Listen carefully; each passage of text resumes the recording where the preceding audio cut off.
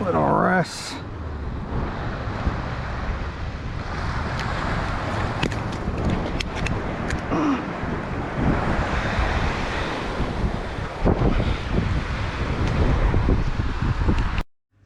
G'day folks, I've just got back from fishing some of the beaches on the east coast of Tasmania. I want to show you some of the rigs I set up to hit the beaches, and I've had some good success.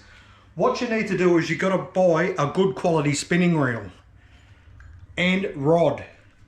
This is a Penn Slammer 3, 4,500 size. You could probably go up to the 5,500 size or 6,500 size, I think, if that's the preference you'd like. It's got a great drag system on it, and it's got a 6.2 to 1 gear ratio, so you can wind them baits in quick without either getting snagged if there's a rocky area, or if you just need to get that bait up off the bottom and bring it in. What I want to show you is that's that, and I'm using a Penn Alliance 2, and this is the 12-foot model. 8 to 12 kilograms, medium heavy spin 2-piece. And that is a samurai sword. It is awesome. It does the job perfectly. It is light. Don't go out and buy yourself a fiberglass rod. It's gonna fatigue you all day, winding it in, casting, winding in, casting. Get yourself a nice graphite rod. It's light, and the power is where you need it, and it will get your line out nearly 100 meters. Don't skimp on cheap tackle when it comes to rods and reels. But what I'd like to tell you is, do not waste money on expensive braid. I've been using that now, on and off, fishing the beaches for months. And that is just Jarvis Walker Angler braid, 50 pound, 300 yards. And that's like 21 bucks from Kmart. I've got other stuff there. I've got stuff that's like $60 a roll. This stuff, from 10 pound up, it's good. I've even using it on my Stradic FL 1000. There it is there. That's 10 pound, same brand.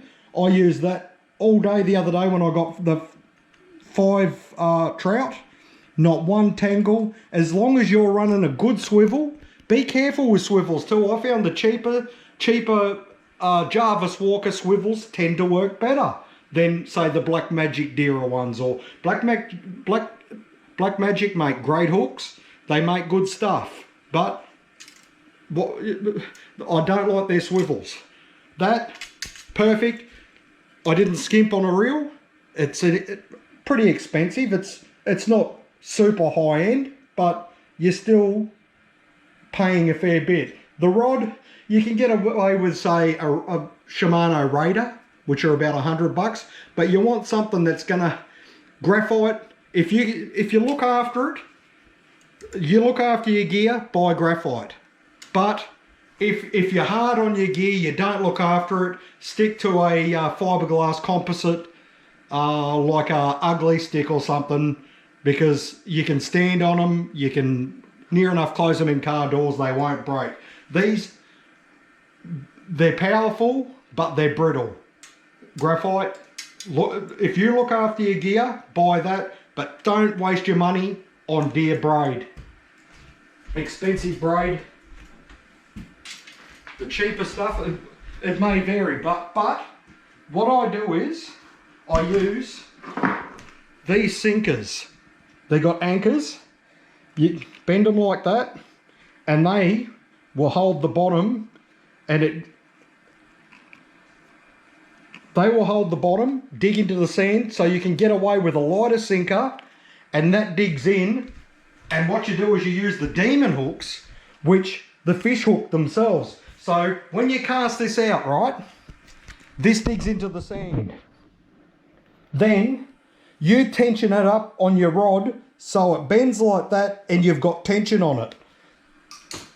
Mr. Fish comes along, grabs these and swims off with it, and he sets the hooks himself. You can just go over and just give a light lift with it. You don't jag a fish with Demon hooks or any circle hook, but the fish will catch themselves straight into the sides of the mouth. Bang, you've got them on. And that when you're winding it in, it will bend back like that off the sand, or if there's a rock or something, she'll bend back, and you wind it back. Once you've caught the fish or wound up, check your bait, bend them back again, and keep using them. But be careful when you bend these. Don't bend them back. Don't bend them down here, because eventually they will snap. Then you've just got a normal sinker. But what I do is I grab a piece of and buy cheap mono line as well. This stuff, it's like $6 or $7 a roll. What I do is I just unravel nearly 2 meters out. 50 pounds good. Any lighter, you'll start getting your hooks tangled around each other, and it becomes a mess. So stick with about 50 pound. Cut him off there. What I do here is come to the end. I just loop it like that. Do 1, 2, 3. This might be lighter than 50 pound. I think this is 30, but that's why I've left it here. Yeah, there's the 50 pound there. The 50 pound's better. Stick with the 50 pound. This stuff, unless there's finesse fish around and you don't mind having to redo your rigs, stick with the 50. So there's that there. That pulls up tight. And good thing is, toes. Use your toes. Put that loop through your toe like that. Then come down here, please. Do another here, up here. Do another loop there. Spin him round. 1,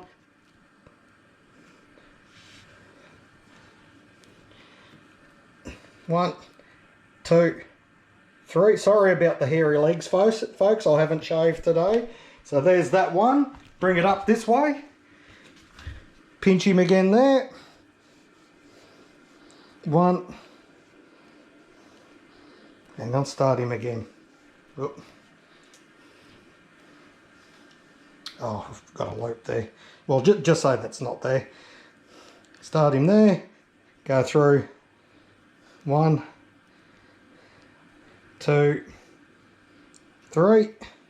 Pull him tight there, just enough. Like that. And you've got your rig there. That's what I use. Then you get your hook. Say your Demon.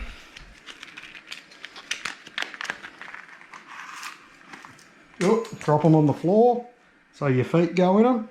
Use your toes. Geez, your toes come in handy. Right, and all you have to do is, a lot of people, I feed them from the back, but everybody else I talk to feeds them from the front like that. So what you do is you feed them through just like that, if I can. Well, you feed them through like that, fold them over like that once, and it's hooked on there like that. And then do the same with the other. Or if it's too thick, like I'm having trouble there, what you can do is you can just cut that section off there, take him through there,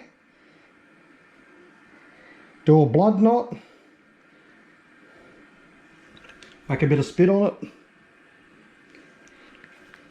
pull him up tight. So you've got that there like that. Now that's free to have a piece of squid or a bit of blue bait putting on there, and then you can do the same to this one down here. Come down. Just cut him off there like that. And another blood knot there like that. Straight through. Pull him tight.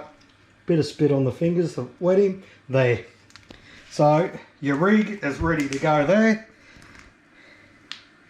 Like that, up here. So there's your rig. 1, 2. Grab your sinker. Sinker like that. And this is the loop that we first done. Just put him through there like that. And if you can't reach it, you can always bend it like that, so you can reach it to get it around. And straighten him back out, and then you can set them the way you want them. If there's no current or anything at the time, or the waves aren't breaking, you can leave them like that. So it can just move around a little bit on the bottom. But once you start to get big waves and that around, the thing is as well that the fish won't hook himself as easy either. So you've got that and that there. Then you just tie that onto your main line and you're ready to cast and go.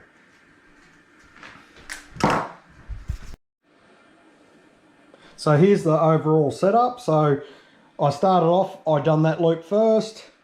You put the sinker on, you use your toes, put your toe in there like I showed you. There's one of them there, the hooks, there's the other hook, and that goes up to your swivel. And that, with that sinker and that outfit, with that rod and this line, with 30-pound line, you can get, I reckon, between 70 to 85 meters in the cast. So I hope you like that, folks. Cheers, everyone. Just pause and watch it over again if you want it, if you don't know how to do that. But that's how I've successfully fished the beach, and I can show you later on how to read gutters and everything and where good spots are around in Tasmania. Cheers, everyone. Have a safe weekend. All the best. Bye.